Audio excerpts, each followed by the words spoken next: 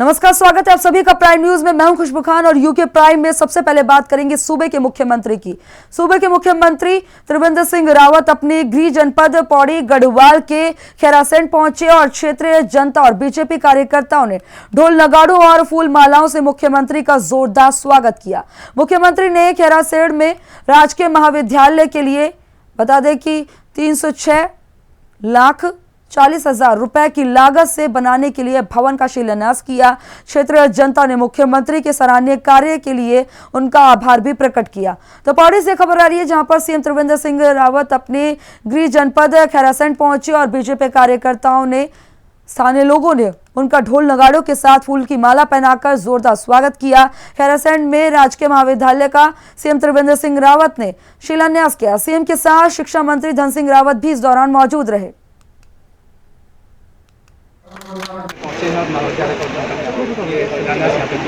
किस तरीके से देख रहे हैं कि अपना क्षेत्र काफ़ी लंबे समय से भूमि की तलाश थी महाविद्यालय के लिए और वो भूमि उपलब्ध नहीं हो पाई। गांव के लोगों का मैं पहले धन्यवाद करना चाहूँगा कि उन्होंने अपनी तमाम भूमि शिक्षण संस्थाओं के लिए दी है।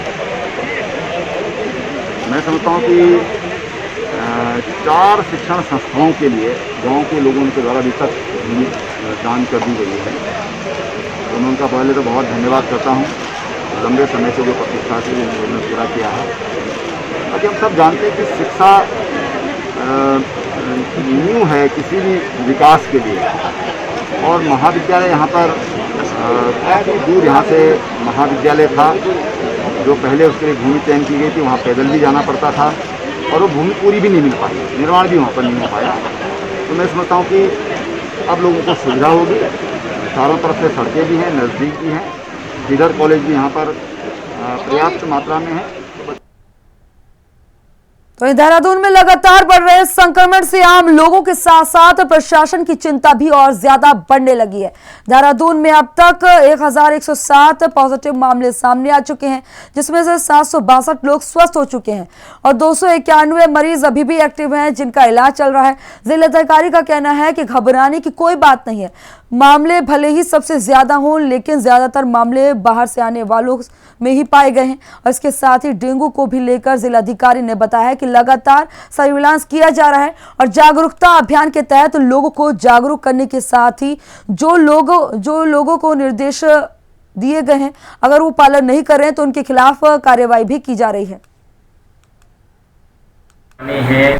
जरूर है, ये है केसेस बढ़े हैं देहरादून में, नंबर इधर भी ज़्यादा है, लेकिन ये सारे के सारे जो नंबर हैं वो मेनली माइग्रेंट्स के हैं, जो बाहर से आए हुए हैं, चाहे वो सेना में बाहर से आए हुए लोग हों अपनी छुट्टियों के बाद, या जनपद के अंदर बाहर से लोग अपने घरों में या किसी काम के लिए आ रहे हैं, ऐसे लोग हैं। इसके अतिरिक्त ये उसमें वो लोग भी हैं जो कभी पॉजिटिव आए बाहर से आने के बाद और उनके जो कॉन्टैक्ट्स हैं उनके पॉजिटिव आ रहे हैं। इंटरनल कोई ऐसा पॉजिटिव नहीं आ रहा है जिसकी वजह से भी कोई इशू हो, इसमें किसी को घबराने की बात नहीं है। जहाँ तक डेंगू को लेकर के है, हम घर घर सर्विलांस भी कर रहे हैं और उसके अलावा जो कॉमन एरियाज़ हैं, मंडी है, दुकानें हैं, सरकारी दफ्तर है, उन सभी जगह पे सर्विलांस कर रहे हैं कंटिन्यूअस, कि जिससे कि डेंगू की स्थिति से भी हम लोगों का बचाव करें। इसलिए जरूर है, ये है कि उत्तराखंड के धारचूला में आसमान से बरसी आफत की बारिश ने क्षेत्र में भयंकर तबाही के दहाने पर पहुंचा दिया है। बताते हैं कि बंगापानी तहसील के गेला पत्थरकोटा गांव में मलबा आने से एक ही परिवार के 3 लोगों की दर्दनाक मौत हो गई, जबकि पड़ोस में रहने वाले कई लोग घायल हो गए। वहीं कई लोग लापता बताए जा रहे हैं। धारचूला में भारी बारिश के चलते खुमती, हिमखोला, गलाती, जुम्मा और उमचिया समेत दर्जनों गांव में भूस्खलन हुआ है, जबकि सड़कें और पुल जमींदोज हो चुके हैं और चीन सीमा को जोड़ने वाला राष्ट्रीय राजमार्ग बंद हो चुका है। वहीं प्रशासन ने इलाके का दौरा कर राहत और बचाव कार्य शुरू कर दिया है, जबकि धारचूला के ब्लॉक प्रमुख धन सिंह धामी ने भी लोगों में राशन और कंबल वितरित किए हैं। तस्वीरें ये बयां कर रही है किस कदर जो है आसमान से बारिश आफत बन के बरसी। दर्जनों गाँव इसमें भूस्खलन की वजह से प्रभावित हुए हैं। मलबे में दबकर 3 लोगों की मौत हो गई, कई लोग अभी भी लापता हैं। नदी के प्रभाव में कई गांव जो है प्रभावित हुए हैं, तो कई जानवर इसमें बह गए हैं। चीन को जोड़ने वाला मार्ग भी अब पूरी तरह से बंद हो चुका है। लोगों को सताने लगा है आपदा का डर। मुकेश सिंह दोसाल सूर्यपुर से। कल रात 2:30 बजे को जो भीषण बारिश से यहाँ पर जो नदी बढ़ा है उससे हमारे मकान पूरा बह चुका है और हम लोग सब भाग के इधर को रोड की साइड को भाग गए हैं और हमारा सब जितना भी सामान है सब बह चुका है। हम रात भर से सोए नहीं और इसी हालत में, इसी कपड़े में हम यहाँ पर हैं और सरकार से मेरी यही गुहार है कि हमें अच्छे से मुआवजा दिलाया जाए जिससे हम अपना नया मकान बना पाए और हमें कहीं भूमिहीन ज़मीन की हमारी व्यवस्था की जाए, जिस व्यवस्थापन की व्यवस्था की जाए सरकार द्वारा। धन्यवाद। हाँ, तो 3 बजे की घटना है ये।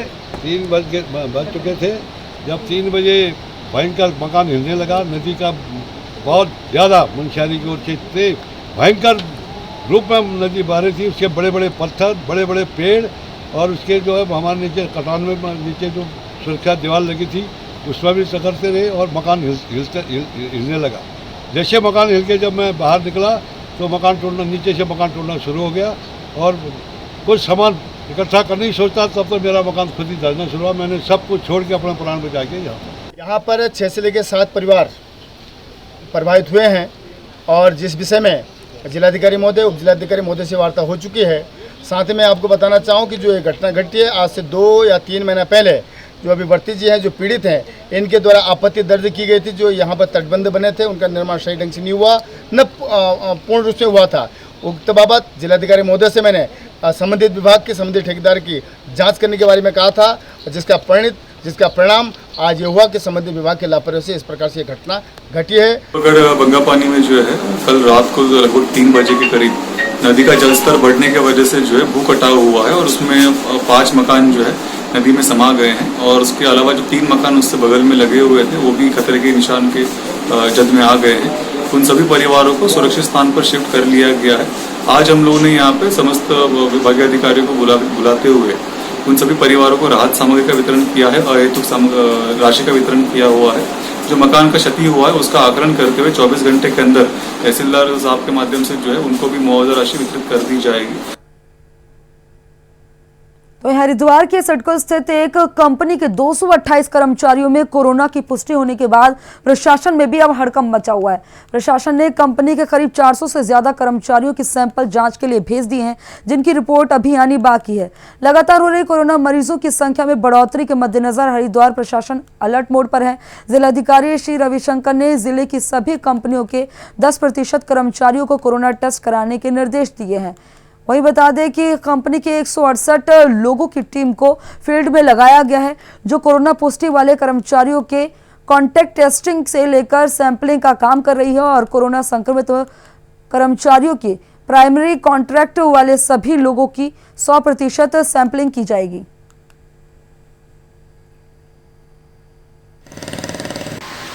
अभी एक कंपनी में लगभग 288 पॉजिटिव केसेस आए हैं अभी तक और करीब 400 रिजल्ट्स अभी आना बाकी है। तो उसमें भी अगर रिजल्ट्स आता है तो इसको नियंत्रण करने के लिए एक अच्छे रणनीति पहले से है और उसको और मजबूत किया हुआ है। अभी फ़िलहाल करीब 168 लोगों का जो है टीम अभी फील्ड में उतरे हैं। सभी लोग जो है कॉन्टैक्ट ट्रेसिंग में लगे हैं। एक पॉजिटिव पेशेंट का वो पूरा अभी तक कहाँ गए और कितने लोगों से संपर्क में आए हैं, ये सारे डिटेल्स जो है अभी निकलवा रहे हैं।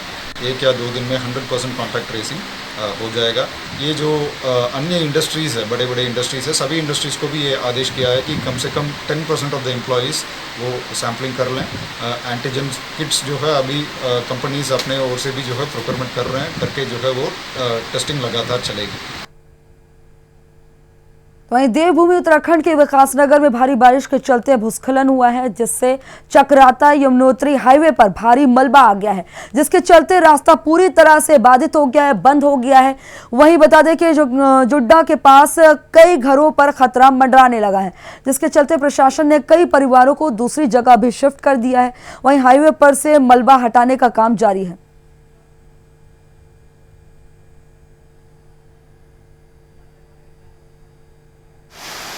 महसूस कर रहे हैं क्योंकि जिस तरह से कल बारिश हुई है, बहुत बड़ी मूसलाधार बारिश हुई है और यहाँ जो नाला आया है इससे अगल बगल के परिवारों में जिनके पानी घुस गया घर में उनको भी बहुत खतरा है। और प्रशासन भी जो है रोडें बनती नहीं आ पाया, लेकिन लोकल लोगों की वजह से काफ़ी कुछ जान माल का नुकसान नहीं हुआ है। जिन मकानों पे देखो सामने देखो, इस पे भी कोई किराएदार वगैरह नहीं थे अगल बगल में।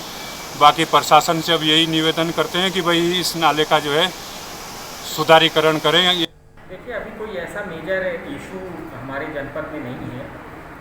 कल रात में एक जगह पर जूडो के पास में मलबा आया है, जिसकी वजह से एक पुल की रेलिंग टूटी है। वहाँ इस समय रोड ओपन करने का काम चल रहा है और कहीं स्थिति उसके अलावा पूरी तरीके से सामान्य है। बाकी जो हमारी बाढ़ चौकियाँ हैं और जहाँ पर जेसीबी रास्ता खोलने के लिए लगाई जाती है वो सारी डिप्लॉयड हैं। रोड्स जो है वो खोली जा रही हैं और कोई ऐसी विशेष परिस्थिति नहीं है। मानसून को लेके हम पूरी तरीके से अलर्ट हैं। डिज़ास्टर मैनेजमेंट डिपार्टमेंट जो हमारा है उसने कंट्रोल रूम स्थापित किए हैं, तहसीलों में कंट्रोल रूम है। तो अगर कहीं कोई इशू होता है तो उसके अकॉर्डिंग उस पर निर्णय लेते हैं। सर, अभी तक कहीं शिफ्टिंग को लेकर के या कुछ किया? नहीं, देखिए, अभी जहाँ पे कल ये नाला बरसाती नाला में ज़्यादा मलबा आया था उसके अगल बगल के घरों को कोई नुकसान नहीं हुआ है, लेकिन एहतियातन वहाँ से लगभग 5 परिवार हैं जो जैसी इंफॉर्मेशन अभी तक हमें प्राप्त हुई है उनको हमने एक जगह पे शिफ्ट कर दिया है। वो एहतियातन तौर पे, अभी ऐसा कोई भी उनके यहाँ पर कोई ऐसा इशू नहीं हुआ है। बाकी लो लाइन एरिया में जो लोग रहते हैं उनकी हमारी पूरी तैयारी रहती है। जैसे कोई अलर्ट हमें प्राप्त होता है उसके अकॉर्डिंग हम लो लाइन एरिया में अलर्ट डिक्लेयर करने के बाद ऐसे लोग जो कि जिनके घरों में पानी भर सकता होता है उस एरिया से लोगों को शिफ्ट करते हैं। वहीं उत्तराखंड सरकार के जरिए राज्य में शनिवार और रविवार को 2 दिन पूर्णतः लॉकडाउन करने के आदेश के बाद अब साप्ताहिक बाजार बंदी का आदेश वापस ले लिया गया है। हरिद्वार जिले में अलग अलग दिनों के अनुसार जिन बाजारों को बंद रखने के आदेश थे वो आज से निरस्त हो गए हैं और जिलाधिकारी श्री रविशंकर के अनुसार साप्ताहिक बंदी का उनका आदेश निरस्त कर दिया गया है। केवल अब जिले में शनिवार और रविवार को पूर्ण लॉकडाउन रहेगा और सरकार की गाइडलाइन के मुताबिक आवश्यक सामग्री की दुकानें खुलेंगी।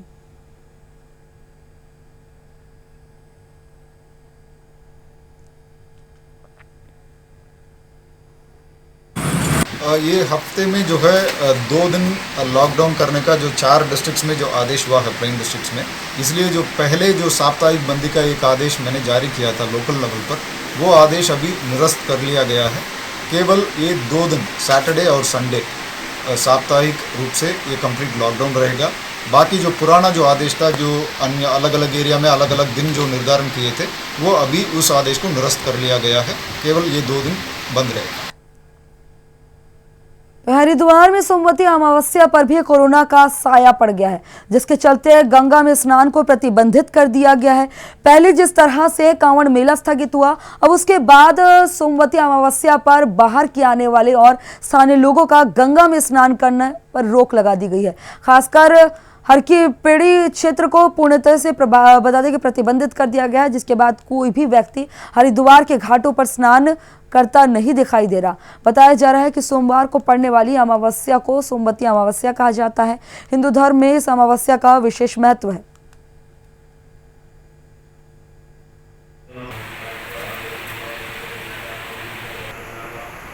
वायरस के फैलते हुए संक्रमण के कारण उत्तराखंड सरकार ने आज सोमवती अमावस्या पर स्नान प्रतिबंधित किया है।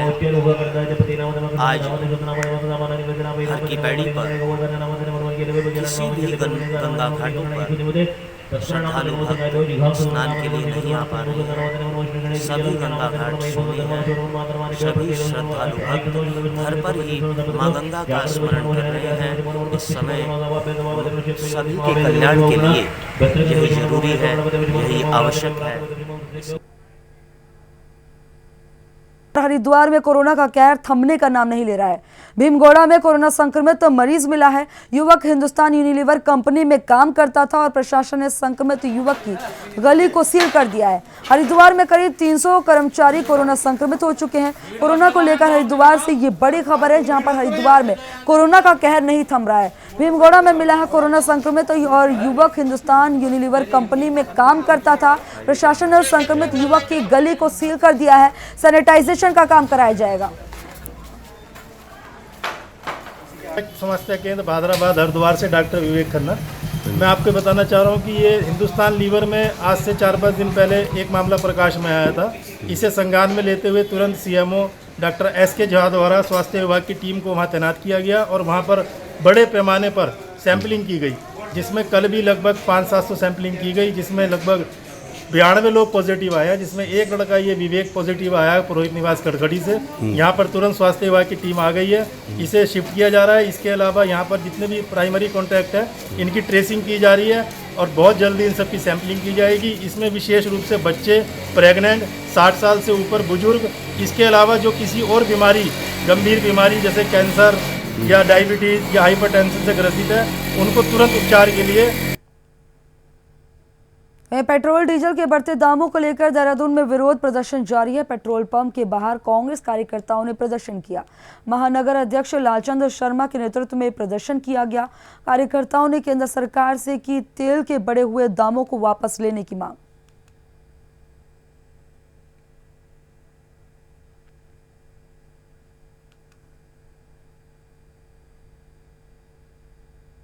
वहीं शिक्षा मंत्री अरविंद पांडे के लाइजिंग ऑफिसर द्वारा उत्तरकाशी के जिला शिक्षा अधिकारी को दी गई थप्पड़ मारने की धमकी का मामला तूल पकड़ने लगा है, जिसको लेकर यूकेडी युवा प्रकोष्ठ द्वारा जिलाधिकारी के माध्यम से राज्यपाल के नाम ज्ञापन सौंपा गया और शिक्षा मंत्री और मंत्री के लाइजिंग अधिकारी के खिलाफ कार्रवाई की मांग की गई।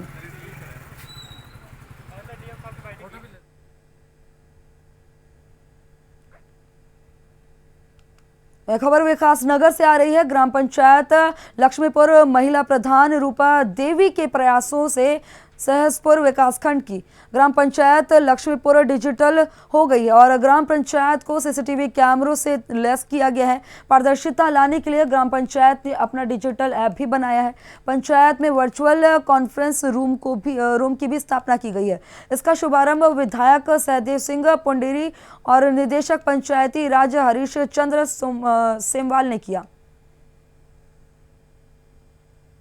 तो मैं ग्राम प्रधान लक्ष्मीपुर को बधाई देता हूँ, जिन्होंने केंद्र सरकार का जो योजना है और प्रदेश सरकार की पंचायतें सशक्त बने उस तरफ पहल की है और ई ग्राम पंचायत लक्ष्मीपुर बनी है, उसके लिए मैं शुभकामनाएं देता हूँ। निश्चित रूप से इससे ग्रामवासियों को बहुत लाभ मिलेगा, जानकारियाँ मिलेंगी कि पंचायत में क्या क्या काम हो रहे हैं, सेंट्रल गवर्नमेंट से क्या बजट है, स्टेट गवर्नमेंट से क्या बजट है और क्या योजनाएं संचालित की जा रही हैं। निश्चित रूप से इससे ग्रामवासियों को जानकारी मिलेगी और इससे गांव वालों को लाभ होगा।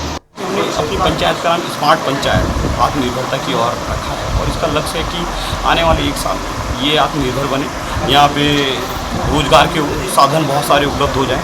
यहाँ पे हमने स्मार्ट वर्चुअल कॉन्फ्रेंस रूम बनाया है, 50 कैमरों से पूरी पंचायत को लैस किया है ताकि यहाँ नशा ना हो सके, यहाँ चोरी ना हो सके, यहाँ के लोग अपने आप को सुरक्षित महसूस करें। तो इसे देखते हुए सर ये सारा हमने प्रोग्राम यहाँ पे किया है और मैंने विस्तृत जानकारी हमने दी है। मैं चाहता हूँ कि आने वाले 1 साल में इस पंचायत को भारतवर्ष में नंबर 1 पंचायत के रूप में से देखा जाए और इसके लिए मैं निरंतर लगाऊँ। वहीं पिछले 1 सप्ताह से लालकुआं क्षेत्र में बढ़ते कोरोना संक्रमण के मरीजों को लेकर जिला प्रशासन पूरी तरह से अलर्ट मोड पर है। इसी को लेकर उप जिलाधिकारी विवेक राय ने लालकुआं के अंबेडकर नगर वार्ड नंबर 1 बनाए गए माइक्रो कंटेनमेंट जोन का निरीक्षण किया। यहां जिलाधिकारी विवेक राय की अगुवाई में नगर पंचायत के अधिशासी अधिकारी राजू नबियाल और पटवारी मोहित बोरा समेत विभागीय टीम ने माइक्रो कंटेनमेंट जोन का निरीक्षण किया और इस दौरान उन्होंने मौजूद अधिकारी को दिशा निर्देश देते हुए कहा कि उक्त इलाके में साफ सफाई एवं स्वास्थ्य परीक्षण के साथ साथ लोगों को कोरोना संक्रमण के बारे में ज़्यादा से ज़्यादा जागरूक किया जाए। वार्ड नंबर 1 को माइक्रो कंटेनमेंट जोन इसलिए बनाना पड़ा कि यहाँ से 5 पॉजिटिव आए हैं और 5 पॉजिटिव के निश्चित रूप से कई कॉन्टैक्ट्स होंगे, कई फैमिलीज़ जो है उससे प्रभावित होंगी, वो और लोगों के टच में आएंगे तो इसका प्रसार बढ़ेगा। तो इस प्रसार बढ़ने की संभावना को समाप्त करने के लिए लोगों को उनके घरों में रोका गया है। कंटेन करके स्वास्थ्य विभाग की टीम के माध्यम से एक एक आदमी की स्क्रीनिंग करके हम इस निष्कर्ष पे पहुंचना चाहते हैं कि कोई कोविड पॉजिटिव लक्षण वाला व्यक्ति तो नहीं है इस वार्ड में। अगर है तो उसको हम उसके इलाज के लिए उसके सैंपलिंग के संबंध में कार्रवाई करेंगे। साथ ही हमने स्वास्थ्य विभाग की टीम के साथ साथ नगर पालिका की टीम सैनिटाइजेशन के लिए लगा रखी है और पुलिस विभाग का काम होगा कि इस पूरी प्रक्रिया को माइक्रो कंटेनमेंट को लागू करें। चमोली में प्रसिद्ध टिम्बर सेठ महादेव गुफा में भक्तों ने जल चढ़ाकर देश और दुनिया में कोविड-19 से मुक्ति पाने के लिए प्रार्थना की। यह गुफा लगभग 13,000 फीट की ऊंचाई पर है।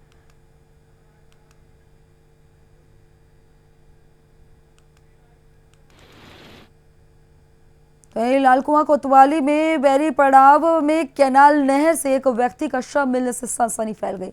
सूचना पाकर मौके पर पहुंची बता दें कि हल्दू चौड़ा पुलिस ने शव को कब्जे में लेकर जांच शुरू कर दी है। पुलिस को मृतक के पास से मोबाइल नंबर भी बरामद हुआ है, जिससे उसके परिचितों से संपर्क साधने की कोशिश की जा रही है।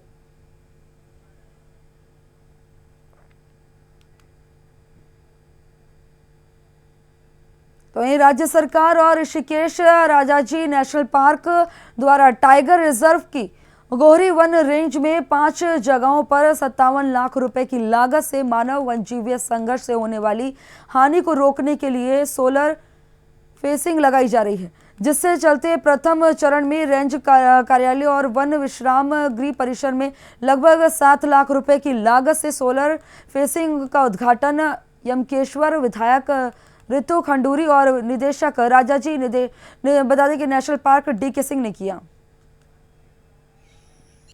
ये आज कार्यक्रम हुआ है, ये सौर ऊर्जा की फेंसिंग का कार्यक्रम हुआ है और माननीय मुख्यमंत्री जी, आदरणीय मुख्यमंत्री जी से घोषणा हम लोगों ने करवाई थी फेंसिंग के लिए। तो करीबन 50 लाख रुपए आया है, जिसमें ये एक पहला प्रोजेक्ट है जो पूरा हुआ है और ऐसे मेरे प्रोजेक्ट्स अलग अलग जगहों पे हो रहे हैं।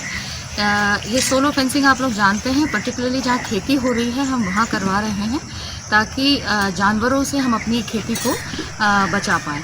तो सोलो फेंसिंग एक एडवांस्ड तरीका है जानवरों से बचने का और जानवरों को भी नुकसान ना हो और खेती को भी नुकसान ना हो, इसलिए इस तरह की चीज़ हम कर रहे हैं। मैं अपने क्षेत्र में कर रही हूँ। टाइगर रिजर्व में केंद्र सरकार की कई योजनाएं हैं, जिनमें प्रोजेक्ट टाइगर, प्रोजेक्ट एलिफेंट मुख्य है। उसके अलावा राज्य स्तर पे मुख्यमंत्री कृषि सुरक्षा योजना है और मानव वन्यजीव संघर्ष न्यूनीकरण योजनाएं हैं। तो इनमें हमें गांव की मुख्य रूप से हाथियों से सुरक्षा के लिए धनराशि प्राप्त होती है। तो उसमें हमने सबसे जो कारगर उपाय हमें मिला है, जो हम लोग करते हैं, वो सोलर फेंसिंग का है। और आज यहाँ पे कुनाव में हमने माननीय विधायक जी के करकमलों से दो स्थानों पे उसका उद्घाटन कराया। उसमें ये कुनाव रेंज परिसर है और हमारा गोहरी रेंज कार्यालय है।